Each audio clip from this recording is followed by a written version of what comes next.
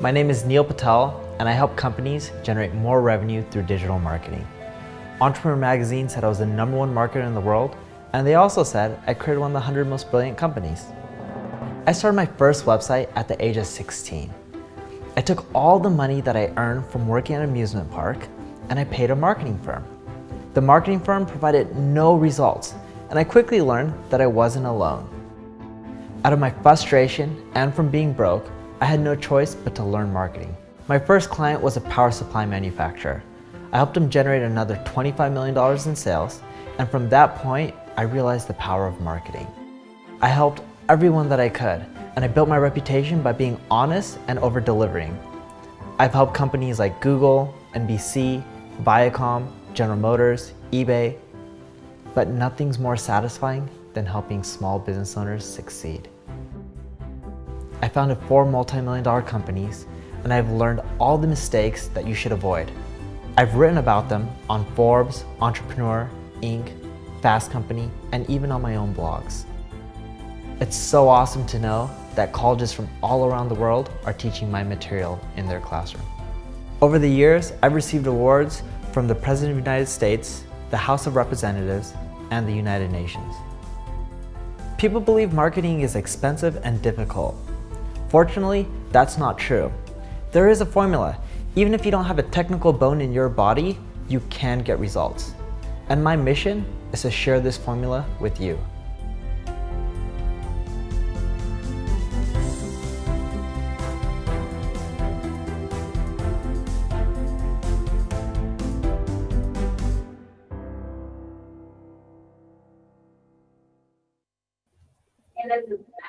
Hello, everyone, and thank you for joining us. I'm really excited. We have Bradley here from Helium 10. We also have Tara here from the NP Digital team. I'm going to get started, dive right into it, and share my screen. So I'm assuming you guys can see my screen.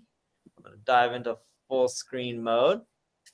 Today, we're going to be talking about 10 paid media predictions and tips for marketers in 2023. The new year is coming around, within less than 30 days, and a lot of things are going to end up changing. There's a lot of things that are happening, whether it's global or political or economic, and we just want to be, sure that your business is ready to capitalize in the new year. A little about me. My name is Neil Patel. I'm the co-founder of an ad agency called NP Digital. We're one of the fastest growing ad agencies in the world. I think we're in 7 regions now. We're going to be adding 13 more within 2023. So our goal is to be in over 20 countries by the end of next year. We work with a lot of big brands, have produced a lot of amazing results.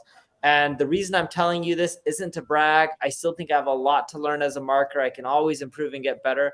But it's more so, if the strategies and the techniques that we use didn't work, we wouldn't have been able to work with a lot of these companies, right? So just keep that in mind when we all start going over some of the predictions and the trends that are happening next year.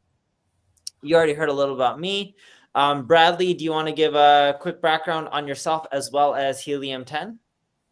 Hello, everybody. My name is Bradley. I'm the director of training at Helium 10, and I'm also an Amazon seller, and that's basically what Helium 10 does. We help Amazon sellers like myself and like maybe some of you guys watching out there, help them grow to sell on Amazon and on Walmart, and it's just amazing nowadays, the ability to be able to make money online.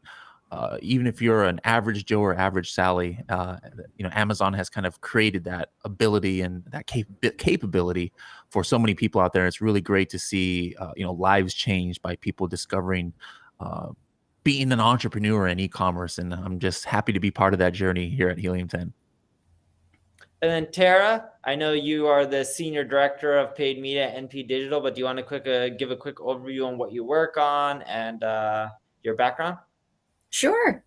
So I feel like I've done a little bit of this, a little bit of that, a little bit of everything in terms of paid media. I've done freelance and worked on enterprise, SMB, in-house, and now I oversee all of the paid media efforts for our small to medium business clients at Neil Patel. Awesome. So, what changed in 2022? If you think about what's changed in 2022, the first big thing that a lot of people notice in the marketing industry is e-commerce growth slowed down. It slowed down substantially. During the COVID boom, we saw, e-commerce growing at a massive pace and SaaS companies, a lot of tech companies growing, but that slowed down quite a bit. We also have war that started in 2022 with Russia and Ukraine. We also have crazy inflation around the world, not just in the United States, which is affecting everything. And a lot of costs are increasing, and supply chain issues are still here in 2022. Customers are also prioritizing privacy. There's a lot of people who are concerned about it. And Apple made some changes with their iOS last year, which really kicked in this year and made Facebook advertising a little bit more difficult. Google is eventually going to end up doing the same thing as well, or at least what they stated, but it looks like they've had some delays with rolling it out. Personalization is becoming more and more important, and 62% of customers will leave a brand because of an unpersonalized experience, according to Twilio. And AI also took a really big role. You're seeing companies like Jasper raise, I think they raised over $100 million or something ridiculous like that. It was a large sum of money. And the overall global AI market is valued at over $136 billion, which is just massive. And you're going to see AI explode even more coming into the future. The big elephant in the room, and I meant a little bit on the previous slide, it's everyone's nervous about a recession. And I'm not an economist, so I can't tell you if we're technically in a recession or we're not. I know some people say we are, and some people say it's technically not the definition. And as I mentioned, I'm not an economist, so I don't try to say we are or we're not. But what is clear is the economy is going down. The stock market is down. A lot of businesses are struggling this year compared to what they were in the previous years. And you can't control if your business is going to be quote unquote recession proof. All you can really do is just prepare and try to stay ahead. So it's looking at things like, what are the trends? Where should you shift budgets? What should you do when markets start going down? How can you zig when everyone else is zagging? What can you do to still try to grow in a bad market, even if others are struggling? And there's ways to do this. Even next year, we did our projections for NP Digital. We're still looking to grow. Funny enough, I'm knocking on wood right now. I'm a little superstitious, but it's because we're starting to think outside the box, and we do that for our clients as well. And there's a lot of ways to continually grow when things are going against you as well. So now what we wanted to do is dive into some predictions. So let's start. Awesome. So prediction 1, the cookie will crumble. The end of our relationship with cookies is near, so what's next? With Google removing cookies and Apple's app tracking transparency, now's the time to prepare. Thankfully, we've got a little time until cookies have officially sunset. 2024 seems like a ways away, but preparation should start as soon as yesterday. Privacy-friendly tracking is upon us and will be at the core of any and all successful digital marketing strategies from here on out. 76% of marketers use attribution models to evaluate their marketing, and the deprecation of cookies will make understanding your attribution far more important for a successful digital marketing strategy. First-party data is back. Here are a few ways we recommend you capture this data. Contextual advertising is a form of advertising where ads appear on websites or other media that are controlled based on the content of the site, like Nike running an ad for running shoes on an article about running. This strategy allows you to advertise to a relevant audience through a shared interest without the use of cookies. It is also a useful workaround for ad blockers. Tracking website behavior through a CDP or a consumer data platform to gather first-party data is going to be imperative. CDPs provide insights about your users' demographics and other data points that you can then use in your digital marketing strategies. Loyalty programs, gated content, or other types of exchanges for personal information will be pivotal in collecting first-party data and will allow you to safely gather data about your users with their consent. Email campaigns can help you further vet your first-party data by measuring how many of those who have signed up or otherwise shared their personal data are willing to continue to engage and are interested in learning more about your brand. All right. So number 2, podcast advertising will reach new heights. Now, just out of curiosity, I have some visibility here on the chat. How many people listen to at least 2 podcasts a week? 2 episodes a week, could be about anything. Just let me know, because that if I were to ask this question, 5 years ago, there might be people who say, what is a podcast even? But nowadays, the numbers that we're seeing on people who are listening to podcasts are insane. As a matter of fact, as of last month, any guesses out there? How many people were listening to podcasts? 383.7 million people were listening to podcasts worldwide. I mean, that's kind of insane when you think about it. I see a lot of people here in the chat. Somebody said they listen to 3 to 4 episodes a day. Oh my goodness. All right. Now, this is not something that's just, like a certain age group or something like that about how many people are listening to podcasts. My son, he's now 18, but when it was like a year and a half ago, I just walked in.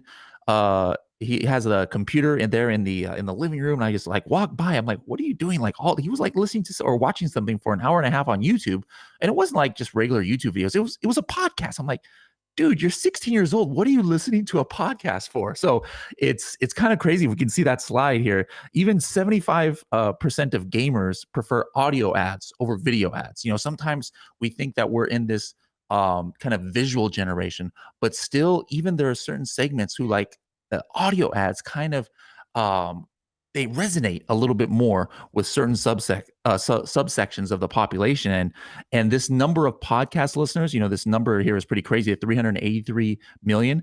Well, projections in the same article is supposed to do 464 million by the end of next year, and 500 million people by the end of 2024.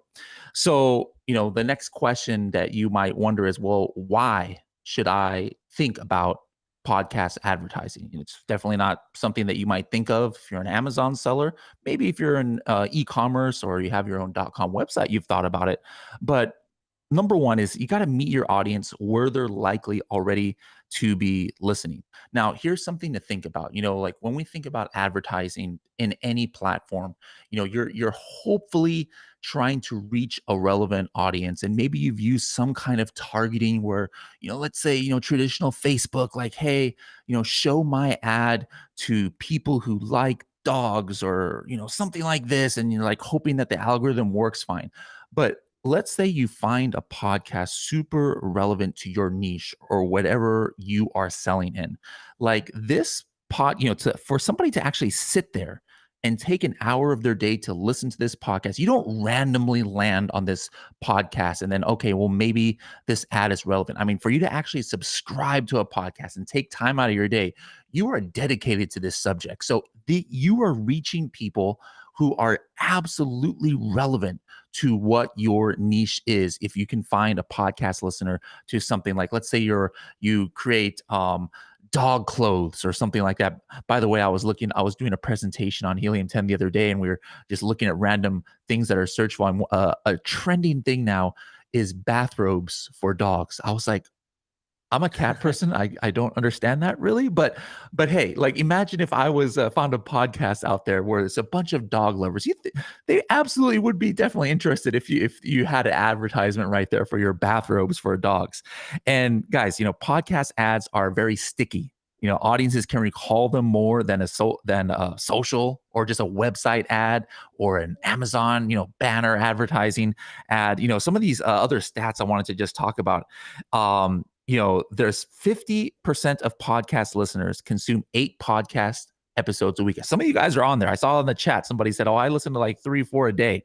All right. Now, another poll that was done, I looked up, 70 of these who have listened to an ad, 74% has visited a company or product's website after hearing an ad. Think about that for a second, guys. 74%, they didn't just listen to the ad, they actually went to a website. And over 60% have purchased a product or service after an ad. I mean, who wouldn't want numbers like that? Now, there's definitely different kinds of ads, mid-roll and pre-roll, a lot of these things. We won't get into the nitty-gritty here, but this is something I think probably the majority of you haven't thought about, but it might be time to start thinking about it. Now, I'm no stranger to podcasts here. I actually took even though I'm on the road here, I took my podcast microphone from home, from my studio. Listen to the Serious Sellers podcast, guys. Don't try and advertise on my podcast. We're advertisement free. But Serious Sellers podcast, it's the #1 podcast in the world, most listened to. We have over 100,000 downloads per month. So if you guys are on a Spotify or Pandora or Apple Podcasts, just go ahead and bring out your phones, type in Serious Sellers podcast, hit subscribe and listen. Hopefully, maybe in the future, you might hear Neil on the podcast one day, giving his knowledge out there. But let us, if you're interested in selling on Amazon, please give us a listen. Let's go into the next prediction now. Automation. All right. Automation is here to stay, guys. Here's something, we all know about acronyms, especially those of us who are Amazon sellers, but here's one that maybe a lot of you guys might not be familiar with, and that's DCO. All right. So DCO, what it stands for is Dynamic Creative Optimization, and it allows you to automate different campaigns across various channels while still maintaining a personal touch. Now, I know there's a lot of Amazon sellers listening here. You might think, well, this has nothing to do with Amazon. However, something interesting, if you were to type in Google and type in DCO, Dynamic Creative Optimization, guess what? One of the first results is actually going to come directly from the Amazon advertising FAQs. All right. So, Amazon, off Amazon, this is kind of a big trend. Now, what this means is in advertising, DCO technology, it builds multiple iterations of an ad using the same base creative. All right, while tailoring parts of the ad based on audience, context, and past performance. And this helps the ad resonate with consumers. And so, how does this tie in with automation? Well, imagine if how are you going to iterate on the fly like that without automation based on these things? And, nowadays, if we're talking about, people browsing online, they might get hit with ads, hundreds of ads, if not more, per day. And so it's more important than ever for brands to engage customers with creative that resonates with them. And this is why automation is so important when it comes to this. Now, advertisers can use DCO for campaign types that include, but are not limited to, let's say campaigns that are geolocated or geo-targeted. You could have different ones based on people's interest, or campaigns that maybe are dynamically tailored to the page content. I mean, it goes on and on and on. Super, super important. Now, going back to just marketing, how to automate your marketing.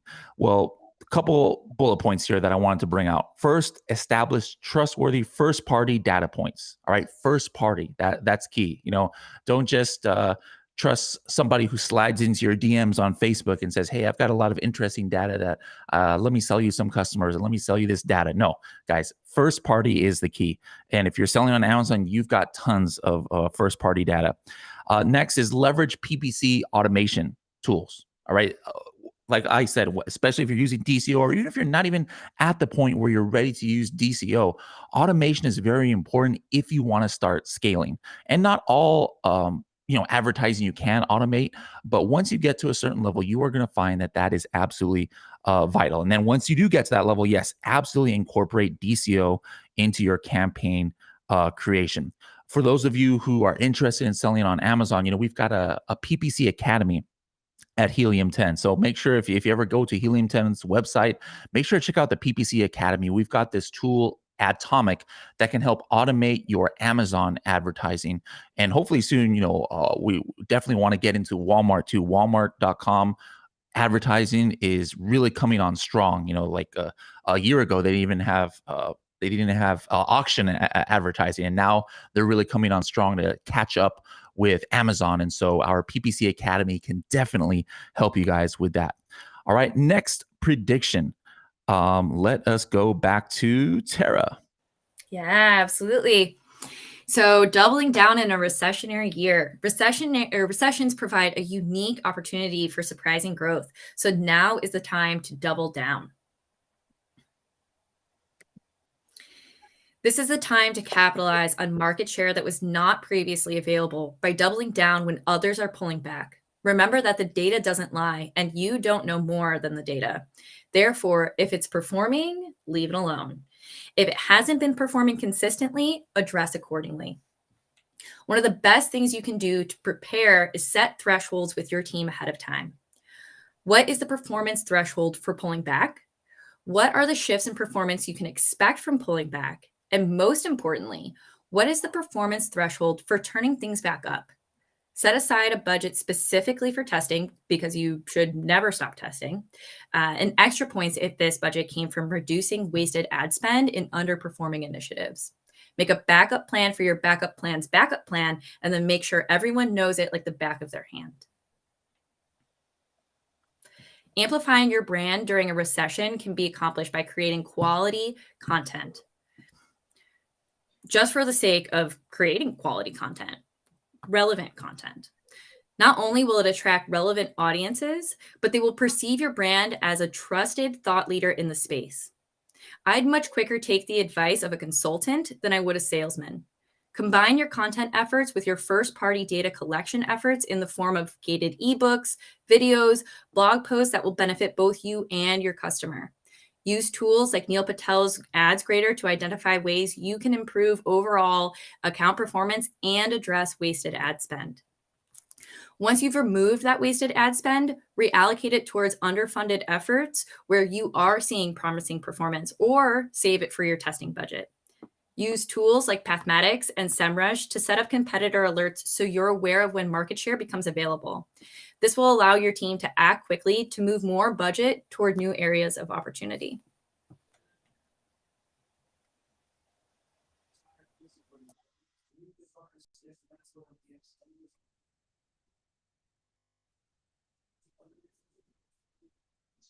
So prediction number 5. Oops, Flywheel. I was muted there for a second. There we go. You'd think that after 2 years of pandemic, with Zoom, can you unmute yourself? That me here would no, not to do that. But anyways, flywheel over funnel, guys. Now I want you to picture a flywheel, picture a funnel. A funnel, goes down, and at the end goal is just conversion, right? You capture your audience, and you're just trying to get down all the way, to the funnel and trying to get a conversion. But a flywheel, this is a model centered around the customer needs. This is ongoing. Now, as you guys can see there from the first bullet point, a flywheel style approach favors repeat customers, which is a more lucrative type of consumer by about 67%. That same article also talked about how studies show that it can cost 5 to 25 times more to acquire a new customer than to retain an existing one. Think about that, guys. I know that's not, a universal, statistic, but on average, that's what can be said, 5 to 25 times as more. Almost half of a company's revenue could be attributed to approximately 8% of their most loyal customers. All right. So this is why, flywheel is getting more and more important. Customer-centric marketing, it gives your audience more of a chance to evangelize in favor of your brand. When you're just thinking about people acquired through a funnel, how many of them are really going to evangelize for your brand? 70% of marketers use retargeting campaigns. Why? Because they work. So, retargeting statistics actually reveal that around 97% of visitors leave without buying anything and never return to a website. Those of you who have your own stats, they're in the chat. Let me know, like, what kind of conversion rate do you guys have? Those of you on who sell on Amazon, you have some access, limited access, to stats, but there, you can see how many page views you get for your conversion rate to kind of get it. And I think a really great conversion on Amazon sometimes is like maybe 10, even up to 15%. But most of you might not be seeing that kind of number. The average click-through rate for display ads, guys, any idea what it is? 0.07%. Now, retargeted ads, on the other hand, what's the average CTR? 0.7%. 6%. All right. That means on average, retargeting ad performance 10 times better than a regular display ad. Now, an important thing of understanding how the flywheel works is that the customer is in the center. Just kind of look at this happy face right here. Now, again, remember in a funnel, it's not pictured here, but the customer is at the very end. So it's the goal, right? But here in this model, the customer is the center. This is the way that we need to make sure our marketing is. We have to circle the customer and then do three things. Not just attract them, like a funnel does. We're attracting people with a funnel, but then after the attraction stage, we've got to delight them and engage them. We got to keep them engaged with our company. Super important. Now, thinking about retargeting or remarketing on Amazon, historically that was a thing that you couldn't even think about. All right, so let's look at some this slide here and see some of the things that are available nowadays, though, for some kinds of remarketing. We've got sponsored display ads, which every month it seems Amazon is adding something new to this ability. Things that only you could do in the past, even 2 years ago, you could only do on Amazon if you were a vendor or you were selling to Amazon and you had a vendor central account. But now anybody with a seller central account can be running sponsored display ads. Subscribe and save is super important to get your customers into continuity, especially if you are in consumables or you're in grocery, you're in the supplements. How many of you out there are in those niches and you've got cost per click on your advertising $5, $10, $12, on a $30 product or $25 product. Now you might think, well, it would be impossible to make money on Amazon with CPCs at that amount. But that's not the case if you can get them to subscribe and save. Sure, you're losing money on that first order, but once you get them into the Amazon's subscription model, now you're never going to have to pay for advertising to get your subsequent sales. DSP is something that has come on strong as well lately. A lot of agencies are helping out with DSP on Amazon.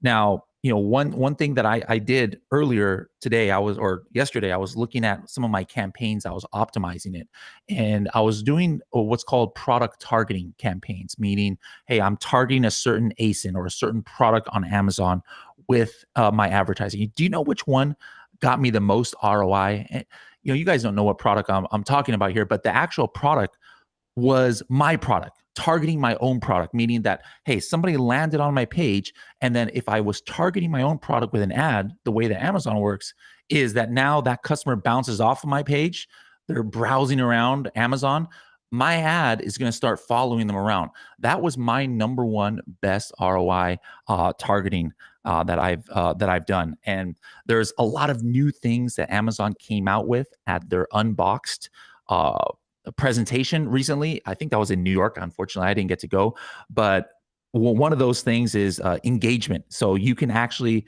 start emailing your brand followers. If you have brand followers on Amazon, now they're giving you the ability to remarket to them via email, and you can also remarket to your high spend customers. This might sound like, oh, this is normal, for those of you maybe who don't sell on Amazon. This was something that you could not even think about doing a year ago because Amazon is so protective over their customers. They're not your customers, they're Amazon's customers. And so they don't want you contacting them in any way. So forget about remarketing to your existing customers. But now Amazon is kind of loosening the restrictions and they're launching a lot of things that give you the ability to do stuff that you weren't able to do before. Let's go to number 6 now, prediction. And it's about reviews. And going forward, guys, collecting reviews regardless of where you sell, .com, Amazon, Walmart, wherever, this is going to become more and more essential. Why? Well, customers are going to become more cautious. All right. So UGC is something that is going to be essential for displaying your value props in a more tangible way. Let me know if this resonates with you guys, but just a personal anecdote here is I've probably gained about 40, 50 pounds since the pandemic started. And we're technically not even in the pandemic, but what happened was I got these habits where I do not exercise at all. So I've been thinking, and I work from home normally, and I'm like, what am I going to do in order to to lose some weight. So what I decided during Black Friday, was it last week or the week before? I don't know. I was like, I'm going to buy one of those under desk treadmills. All right. And I was like, I'm just going to buy it on Amazon. Now, the reason, first of all, it's important to understand that the reason why I was like, you know what, I'm going to buy it on Amazon was because I'm like, I don't know if I can trust reviews that I see just on a random.com website that I don't know about. So already at that stage of the buying process, I'm thinking about reviews.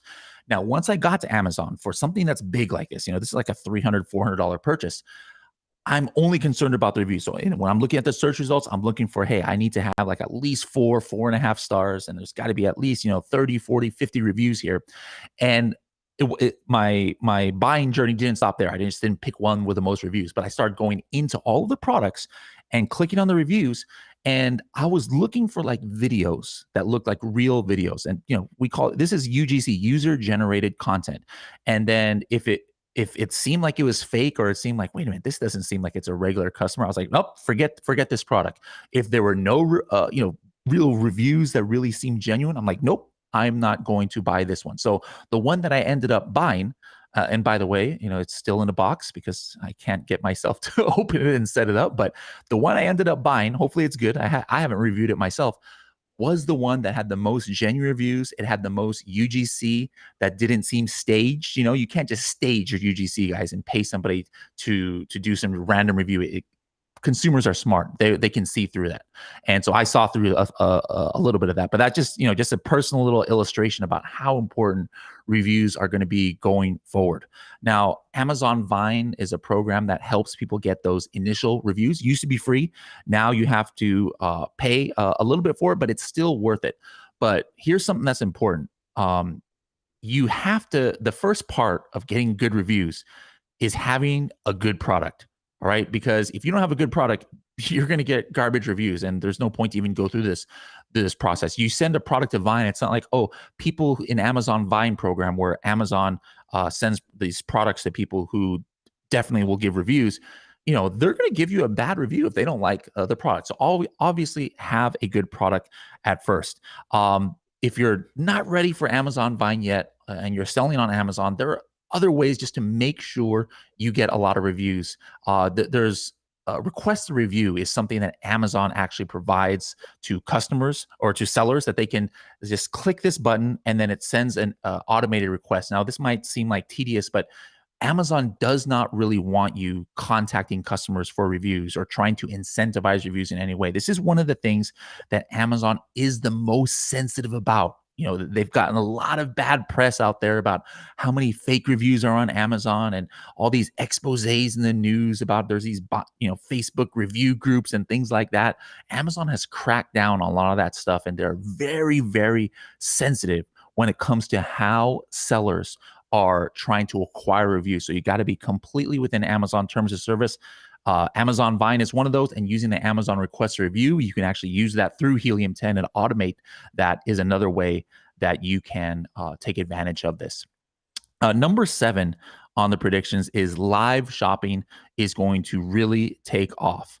Now, guys, the live shopping I know is kind of not, fully something that we think about here. I mean, I know, for years, everybody knows about QVC and things like that, but the future is now when it comes to live broadcasting, guys. Take a look at this number you guys see on the screen right now. Live commerce generated $387 billion in China alone in 2022. Last year, one of China's most famous internet celebrities sold $1 billion of products. Was this in a year? In a month? In a week? It was during a 14-hour live stream as part of Singles Day. Like, these are numbers that we don't really see here in America yet, but it's coming, guys. It's not just China. I was looking at this other article yesterday. In Mexico the other day, a global electronics manufacturer was able to sell more than $1 million in merchandising value in Mexico, with 12,000 viewers in just a 54-minute live shopping event. So it's definitely coming here to North America and Europe. Business Insider says that live shopping could be a $25 billion industry in the US by next year. Now, The rise of live. Let's talk about that now. From the pre-pandemic until now, live shopping purchasing has increased by 76%. All right, Gen Z is actually the group who shops more online than any other generation. And we just had Black Friday, Cyber Monday, Cyber 5, Turkey 5, whatever you want to call this weekend. I was a victim of that, buying that treadmill. Now, Singles Day, though, has actually overtaken Black Friday. It's now the world's biggest shopping holiday. And one of the reasons is because of live shopping. So, when you do live commerce well, it increases a brand's appeal and distinctiveness and pulls in additional web traffic. Now, this is something that I think a lot of us are sleeping on, especially those of us who are Amazon sellers. I myself have never dabbled in live shopping, and on either side, like on the seller side or on the consumer side. It's just something that I haven't really thought about a lot. But in 2023, guys, this is going to be big. Now, I mentioned Amazon sellers. What do we have on Amazon that's available for live shopping? There is a program called Amazon Live. All right. And what you can do is you can promote like up to 40 different products at a time to your viewers, or you could use like this outside influencer who's promoting different products from different sellers. It's kind of like having your own QVC channel. Now, you can be your own influencer and just go live yourself and just feature products from your brand. It's usually better to go sometimes with influencers, though, who already have a large following on Amazon Live. These could be unboxing, they could be, instructive guides. And the reason why influencers want to do these, even though, they're not your employees or anything, is because they get affiliate commission for every sale that you get. I did a podcast with one of these Amazon Live influencers, Gracie Rybeck, a while back, and I asked her just like, hey, when you first started out, what kind of numbers were you seeing? And she says, hey, every live stream on the low end sells a couple thousand dollars, and then if there's something that really starts resonating or starts picking up, this live stream that it can last as fast as 10-15 minutes, she can generate about $10,000 to $20,000 or more of sales. Now, you compare this to the $1 billion in 14 hours and the millions of dollars in Mexico in 54 minutes. Of course, this is nothing compared to that. But, a lot of you are just starting out. You might not be a huge brand yet. This is who wouldn't want an extra,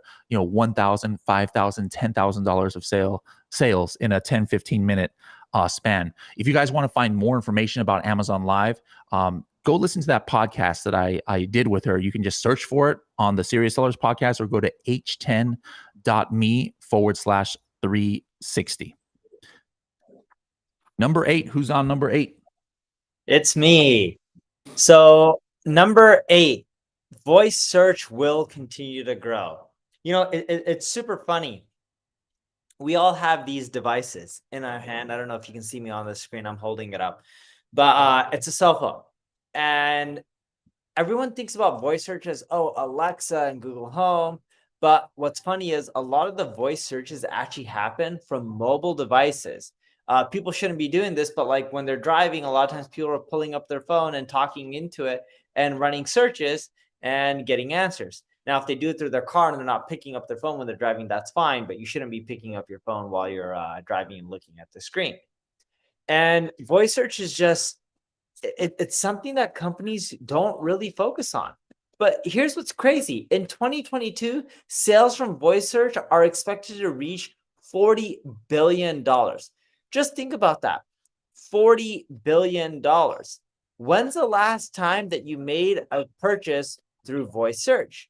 If you think about it, the majority of the times you're making purchases, it's not through voice, but it's one of the fastest growing channels. And that's changing over time. It's starting to become more and more. And you're also seeing it with the younger generation, such as my kids will know through Alexa, they can go and buy stuff through Amazon. It's going to increase more and more over the years throughout the whole world. By 2023, 8 billion voice assistants will be in use. That's massive. And 20% of mobile searches are voice-based. In certain regions, like the United States, you see it higher, but other countries are catching up at a really quick pace. And you're going to end up seeing that number grow more and more over the future. And we don't even see that slowing down, even with the economic climate that we're experiencing right now that should happen in 2023. But here's the thing that no one really focuses on when it comes to voice search. We talk to companies all the time at our agency, NP Digital, and there's like, yeah, when people are like water, we want to end up showing up. Well, when someone's looking for water, what are they looking for? Are they looking for bottled water to drink out of? Are they looking for a water softener for their house? Are they looking at a garden hose for to water their garden? Like, there's a lot of reasons that people can look up the word water, such as the water level in my swimming pool isn't high enough. The point I'm making is generic terms don't do well for voice search. In other words, these generic terms are head terms, 1 or 2 word phrases. They're not going to really generate you much of a ROI when it comes to voice search.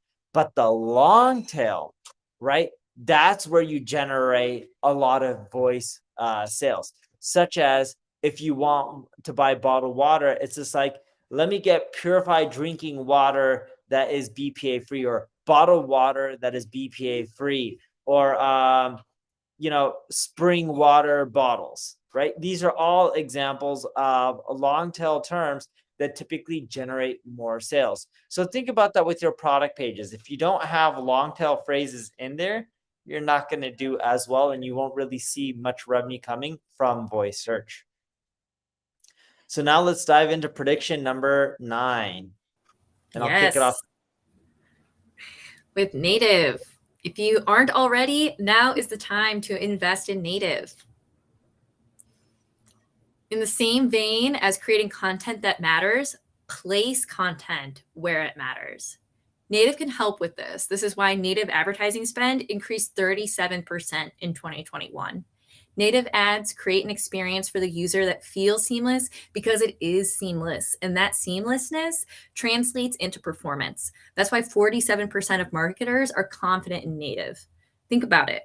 If I'm deep in an article about how to best take care of my car, seeing an ad for Coca-Cola or Swiffer or something that is totally not related to cars is going to feel jarring and salesy and intrusive and not great.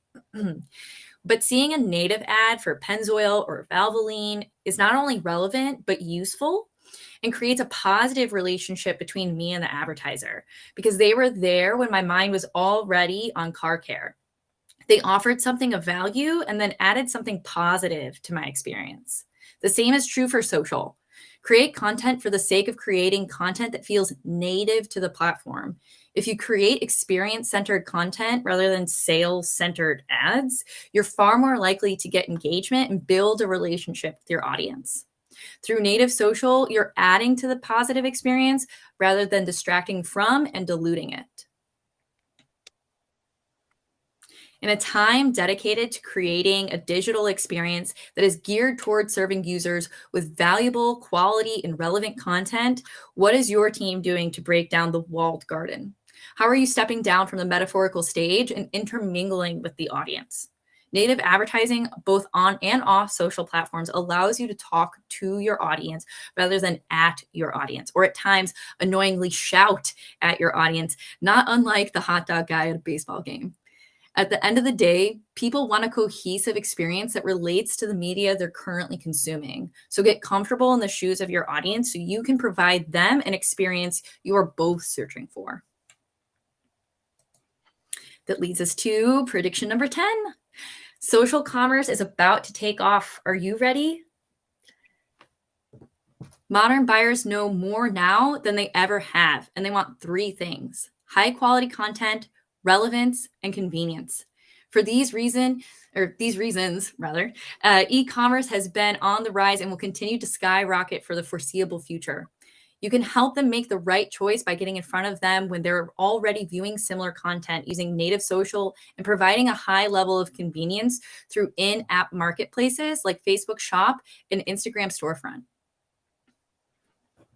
Social media usage will continue to grow, and as it does, its users will continue to use it to explore new products, find new communities, and discover new brands. 54% of social media users are already leveraging their platforms to research products they're interested in. That provides an incredible opportunity for marketers. There's an art to knowing how to tap into that, and that art is native content. In addition to native content, don't forget your account experience. Your social media account is a representation of your brand, from user engagement and curated content to product reviews and your in-app marketplace. To capitalize on this growth, all you need to do is be there, provide something of value, and connect.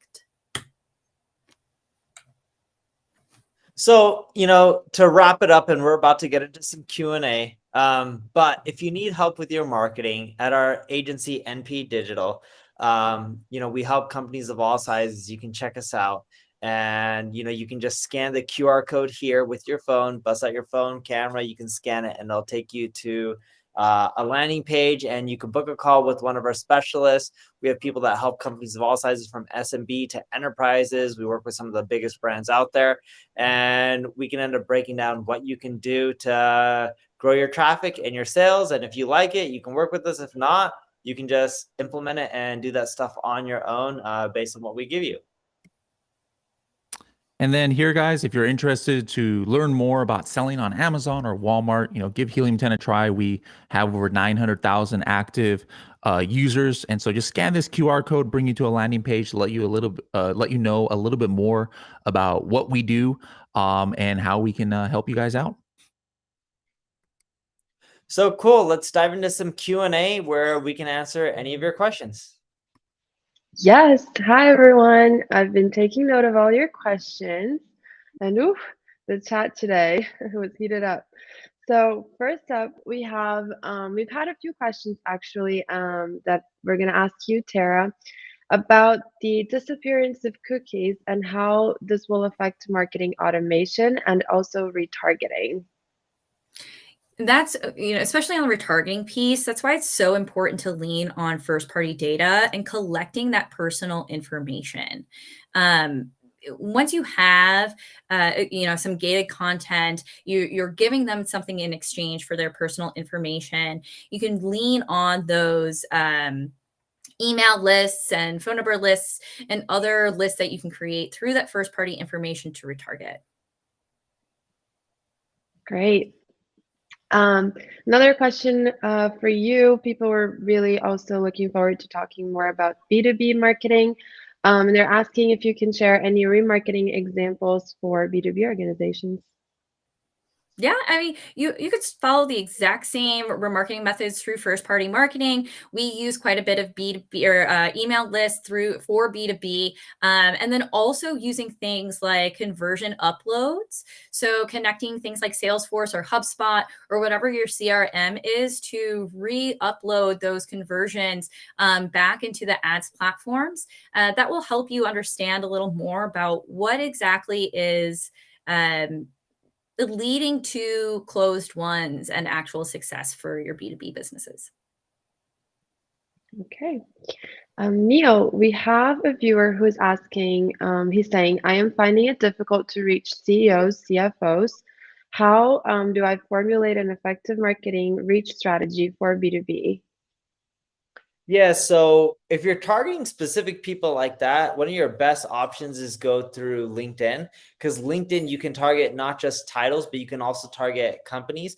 So for example, if you're looking for CFOs, CEOs, etc., the chances are you're looking for a larger company, because you mentioned the word CFO. There's a lot of companies that just start off and from day one, they have a CEO, right? I'm guessing that's not what you're looking for. So I would actually use LinkedIn ads, and you can either have them join a webinar so you can build up a rapport, show them case studies, and then eventually within the webinars or educational material, then eventually try to remarket those people and try to get them to become a lead or buy your products or services. But the first thing you need to do is with your LinkedIn ad campaigns is not just target the titles, but also the company size and the types, and then get to know them and build that connection. It's really hard to just get CEOs and CFOs to buy products that are expensive. And I'm assuming that's what you're selling, because if it's that specific of a person that you're looking for, you really need to build that connection, and they need to have an understanding of what you're really providing before they're just willing to write a check to you. Yep, definitely harder to sell to them.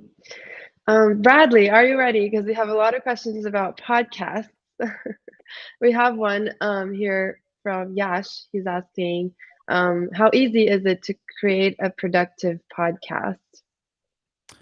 It depends. If you're passionate about it, it gets easy. Like that's important. On Amazon and selling online sometimes is different. You got to follow the data and go where the opportunity is. But passion wins on podcast and it doesn't matter how crazy what you're passionate about is.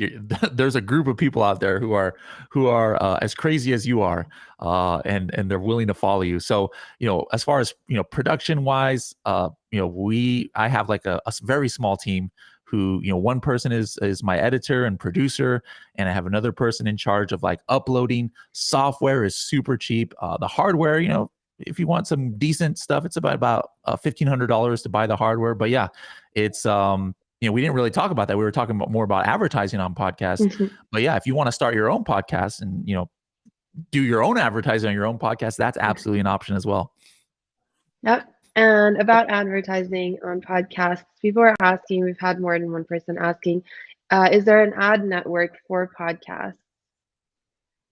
Yeah, there are a few ad networks, and so a lot of the hosting platforms. There's hosting and recording platforms out there. One of them, the one that I use, is called Zencaster, and there's Podbean is another hosting platform. And what they have is they have their own network where you can actually sell your advertising through their service, through the hosting platform, and then work out your commissions and different things through there. And the thing is, you don't have to like take those ads always and just do a cold read on them. What they have this technology on these hosting platforms like Podbean, where you have like a repository, let's say of like 10 ads, like 10, 30-second, what's called mid-roll ads, meaning that they come usually after the music or right in the middle of the episode. And then you just specify to the platform at what point, like at what timestamp you want the ad to play. And then they'll have it on rotation there. So not every single person who's listening to that one episode, they're not all hearing the same ad. So you can do a lot of split testing and things that way too, to see which ad got the most ROI for your advertisers. How cool. Another guy is also asking how many ads is normal per episode, or how many ads would you advise per episode?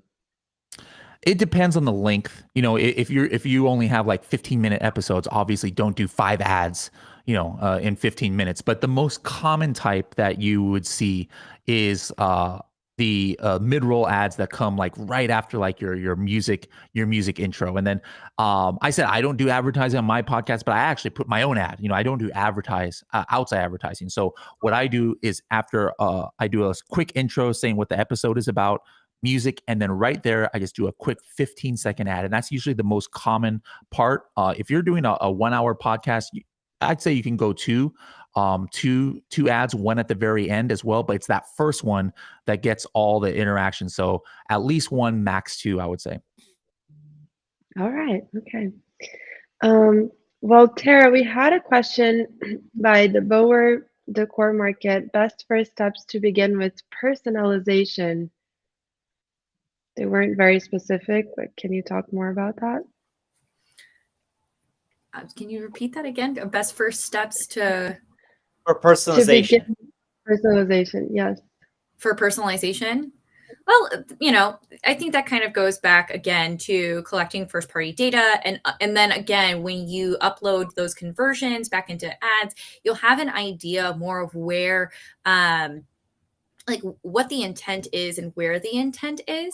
And as soon as you start seeing, okay, maybe, 200 of our leads come from this one initiative, but 75% of our closed ones come from a totally different initiative, then you can start leaning into that and making it a little more personalized as you continue to understand your first party data. Using those CDPs is really going to help you understand, because it gives you a wide variety of insights into the demographics of your customer and other qualitative data. And through that, you can continue to personalize your messaging and even your targeting. Okay.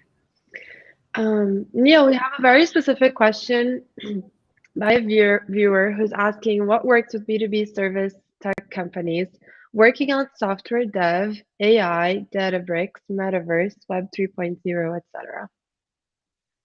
Anything that's AI that saves people time and can give them an end result, even if the end result's not perfect, but it saves them time and they can go and modify things or make it to the end result. A great example of this is, let's say there's AI tools that help write content. They're not perfect. But if it takes you 2 hours to write a piece of content from scratch, like a blog post, and the AI tool helps you save an hour, so not only takes you an hour, right? That's a huge win. So anything that helps you save time is really huge for software and things like that. So you should consider AI. From all the things that was mentioned in the question, we see AI boost conversions more than anything else. And over time, I do believe AI is going to get better, where instead of it saving you an hour, it may save you 2 hours or an hour and 50 minutes. It'll get more and more efficient over time. Okay, thanks. Rebecca, I'm just reading this now. She's asking, I've heard some B2B influencers say that B2B gated content is outdated. And so she's asking if you could give your perspective on that, Neil. Yeah, so if you gate content, we're still seeing results from it, but here's the thing. Gating content is tough. And it's not tough that it's not tough because it won't make you money. It actually still works from that aspect.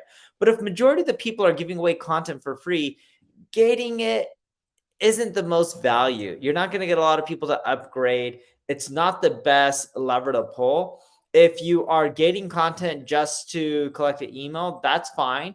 But what it should be is the gate should be the content's free. Download a cheat sheet or a PDF or an infographic that helps visualize that piece of content that I read. That works well. And that's called a content upgrade. And that's worked well for more than 6-7 years. Instead, what you need to do is give more value for free. So ungate the content and figure out better things to sell. Yep.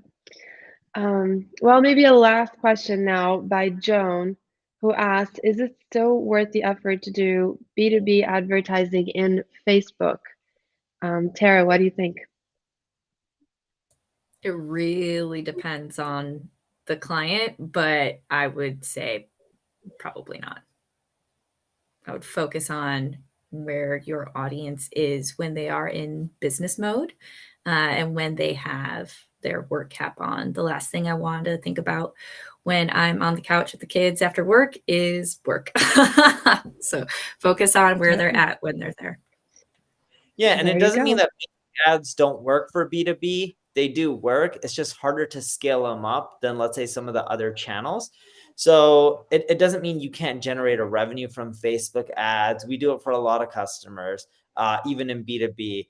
But we see Google generating way more revenue, and even YouTube, because there's a lot of B2B videos on YouTube, and you can target them very specifically and then start showing your B2B ads. So it doesn't mean that social media doesn't work. It doesn't mean that Facebook won't work. You're just not going to be able to scale it to the levels that you probably want to scale it. And if you're okay with that expectation, spend time on it. Like what we do for most customers is we use all the channels that'll generate them ROI.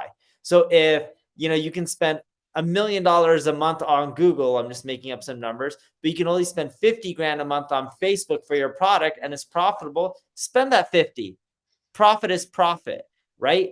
And if Facebook can scale to $1 million a month, great, spend $1 million there. If YouTube can scale to, let's call it 300 grand a month, spend that there. If TikTok can only scale to 10 grand a month and it's not as much B2B, that's fine. Leverage a channel for the maximum potential that it can give you. But just know that in B2B, in channels like Facebook, you're not going to be able to scale as much as some of the other platforms out there. That's a really good point, Neil. I guess it really does come back to test. If it works, lean into it. If it doesn't, reallocate someplace else. Perfect. Well, thank you. Awesome. Thanks everyone for your time. Really appreciate it. You guys have a wonderful day. Thanks, guys.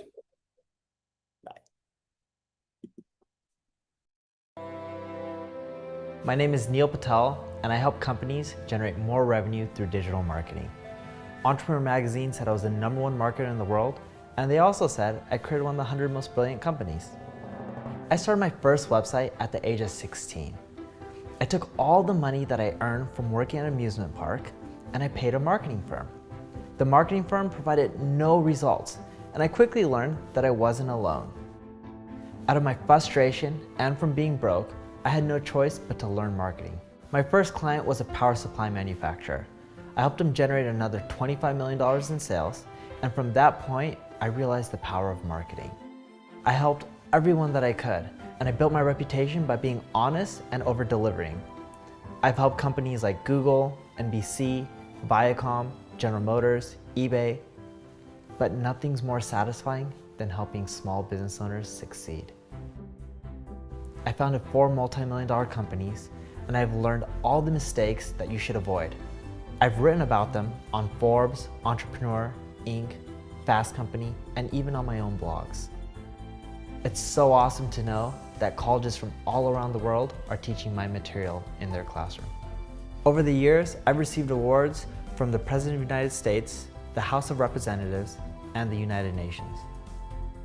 People believe marketing is expensive and difficult. Fortunately, that's not true. There is a formula. Even if you don't have a technical bone in your body, you can get results. And my mission is to share this formula with you.